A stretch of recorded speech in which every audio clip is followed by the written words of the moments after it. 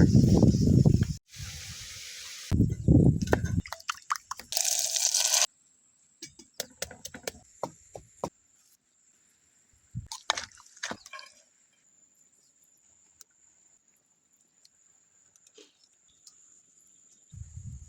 อย่าลืมกดไลค์กดแชร์และกดติดตามเด้อพี่น้อง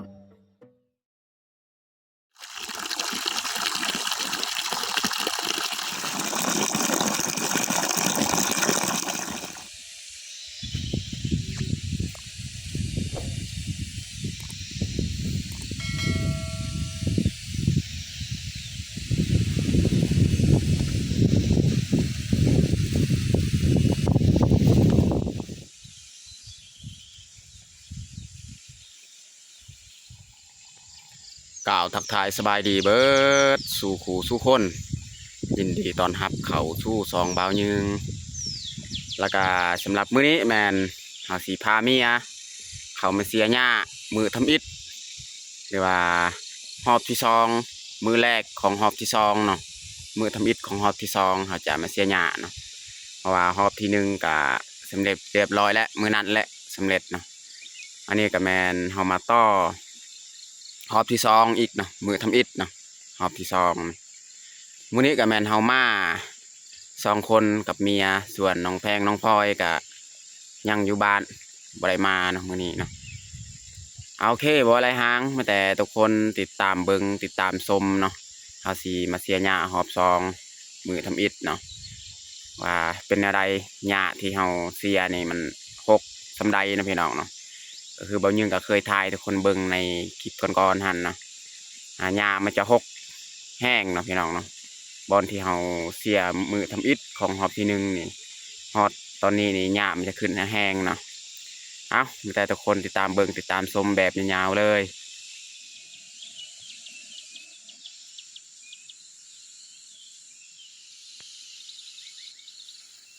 นี่พี่น้องเบิ่งนี่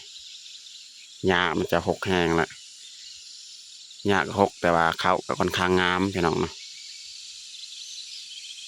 แต่ว่ามื้อนี้นี่เขาจะบ่ได้เสียหญ้าบนนี้เนาะ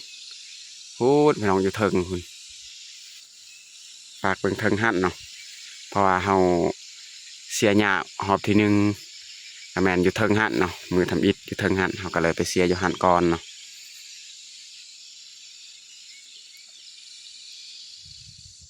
ตอนนี้เขากาย่างขึ้นไปเสียหญ้าอยู่เทิงหั่น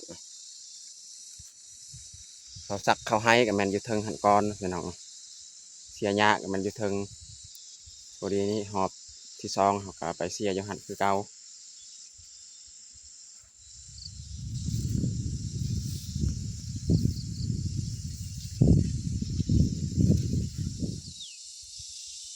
ตอนนี้เขาก็เริ่มเสียเลยเนาะ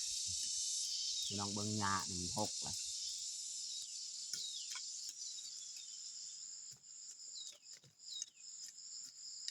นี่แหละบอนเขาเสียหญ้าหอบทำอิฐหอบที่หนึ่งกับบอนนี้แหละทำอิฐหอบที่ซองกับบอนนี้อีกเอามาต่อ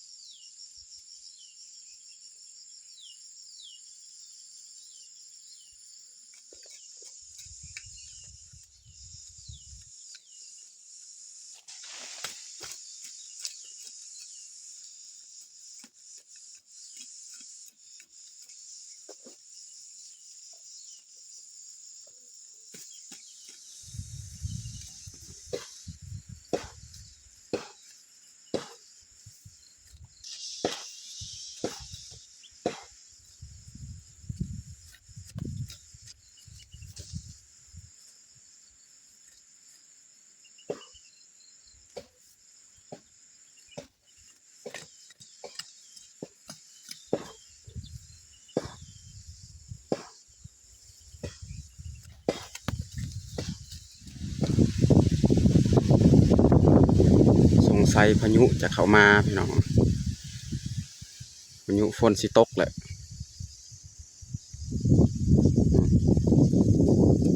บรรยากาศก็มืดๆครึมๆพี่น้อง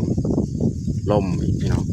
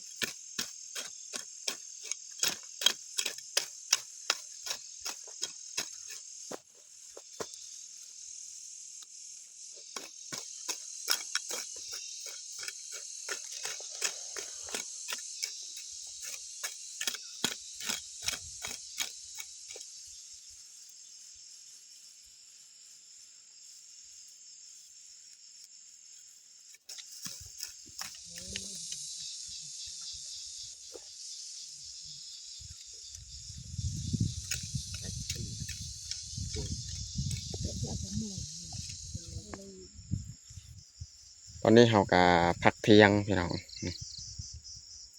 เฮาเสียบ่ไปบ่มาพี่น้องเอ้ยนี่ที่คนเห็นแหละนี่หญ้านี่เต็มพื้นดินเลยนะความสูงอยากพอๆกันกับต้นข้าวมื้อนี้นี่บรรยากาศนี่มืดตลอดแต่เช้าพุ่นฮอดเที่ยงอันนี้ก็มืดแบบนี้แหละ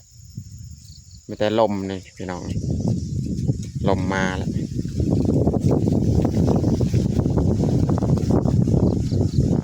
ี่น้องเอ้ยมืดครึ้มเลยแบบนี้โอเคมีแต่เฮาสิกลับไปเฮ็ดอาหารเที่ยงพี่น้องส่วนเมียก็ยังเสียหญ้าปกตินี่แบบนี้แหละข่อยเป็นผู้มาเฮ็ดอาหารเมียนี่ยังเสียหญ้า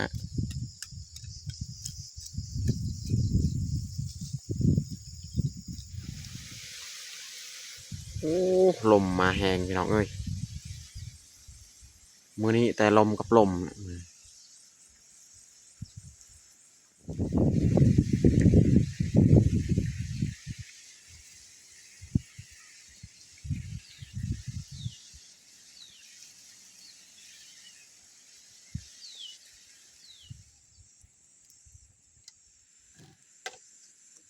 ตอนนี้เขาก็ดังฟืนดังไฟก็เรียบร้อยเนาะ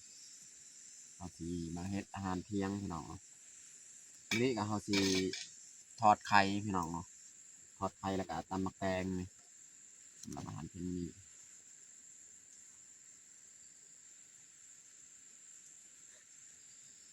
บางคนว่าเป็นหยังบ่ยืงนี่เฮ็ดไข่นี่แต่เมนูเดียวทอดอย่างเดียวเนาะบ่ยืงก็มักแบบนี้แหละถ้าว่าเป็นอ่าตำส้มอีหยังเขาต้องทอดเนาะบางคนว่าคือบ่ผัดใส่ผักอันนี้อันนั้นผัดใส่มักแตงเพิ่นว่าบ่ยืงก็เคยเฮ็ดอยู่แต่ว่าส่วนหลายนี่เขาจะเฮ็ดแบบทอดแต่ไข่ซื่อๆเนาะ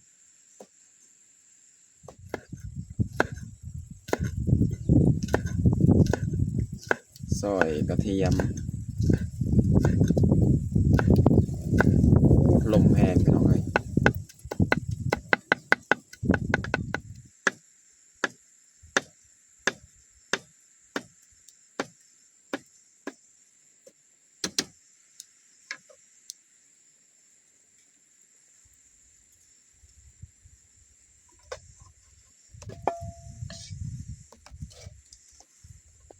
เรียกว่าสีตีไข่เลย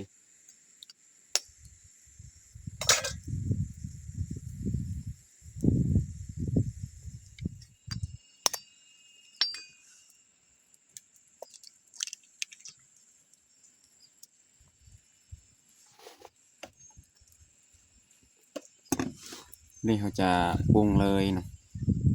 ใส่หอมปลอมหอมแดงนะพริกกระเทียมเลยป่นใส่กันลมมีประยุทธ์ก็เศร้าเลยพี่น้องเนาะ ต้มตลอดเลยพี่น้องใส่น้ำปลา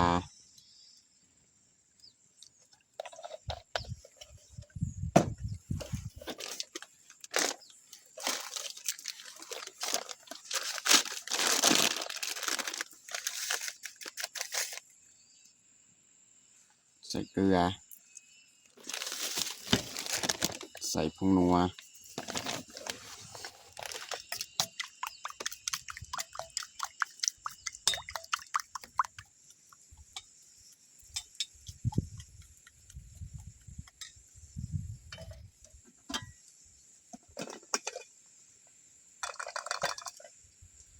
นี่ครับที่ห่างหม้อเลยเนาะทอดไข่แล้วจึงตำแตงหน่อยเฮ็ดกินแบบง่ายๆพี่น้องเนาะมีหยังก็กินกันไปโอ้น้ำมันเรือหน่อยหนึ่งพี่น้องเลย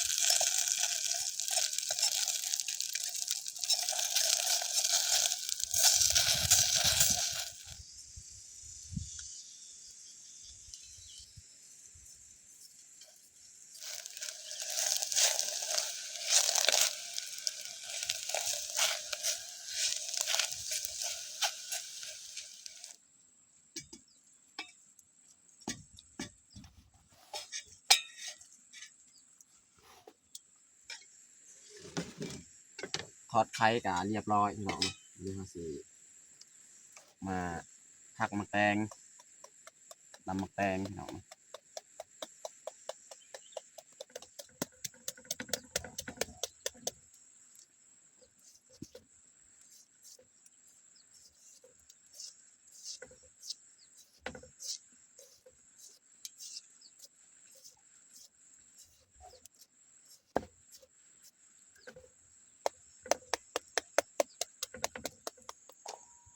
ใส่พริกเทียมนะพี่น้องสีตำมะแตงใส่กะปิหน่อยนึงพี่น้องเนาะแล้วก็ใส่ผงนัว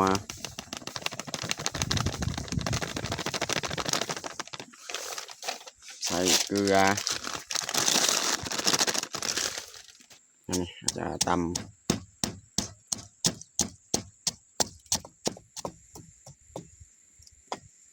นี่เราจะใส่หมักแตงของเราลงเลย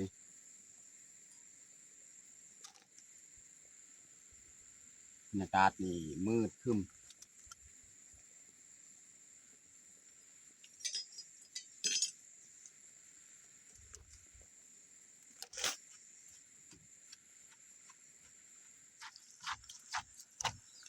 บันนี้เราสีใส่ปลาแดกพี่น้องใส่ปลาแดกสำเร็จรูปน่าจะพอละสินี้นะแล้วซอยมักเล่นพี่น้อง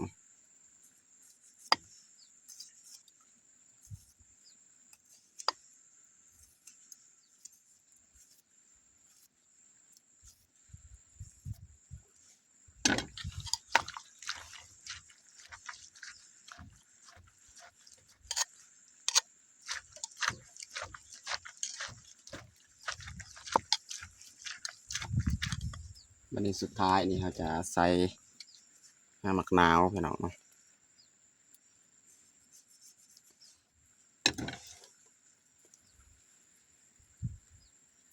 ใส่มะนาวเพียงหนึ่งพอละ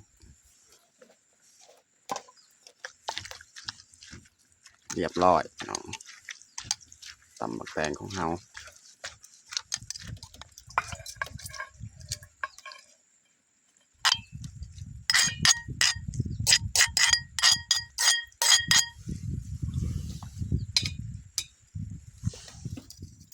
อนนี้ก็เรียบร้อยเฮาแต่งข้าวของเฮาตำบักแตงพี่น้องเนาะแล้วก็ทอดไข่สำหรับอาหารเที่ยงของเฮาก็เบิดส่ำนี้แหละตอนนี้ก็เรียบร้อยเฮาแต่งข้าวของเฮาแต่เฮาจะลงมือกินข้าวเที่ยงเลยมาเด้อมากินข้าวเที่ยงนำกัน มาเด้อมากินข้าวเที่ยงนำกัน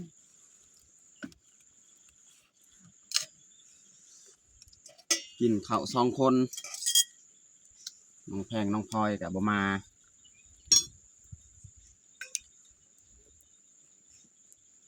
มื้อนี้นี่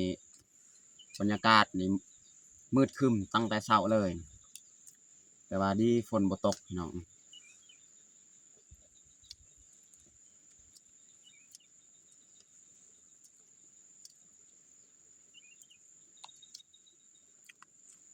เป็นไทยปีนี้นี่บ่ได้พักบ่ได้เช้าพี่น้องเมื่อยกับการเสียหญ้านี่แหละเพราะว่าเอาทั้งให้บอนป่าใหญ่ป่าสูงๆเนี่ยเราก็บ่ค่อยได้เสียหญ้าหลายปานนี้เนาะ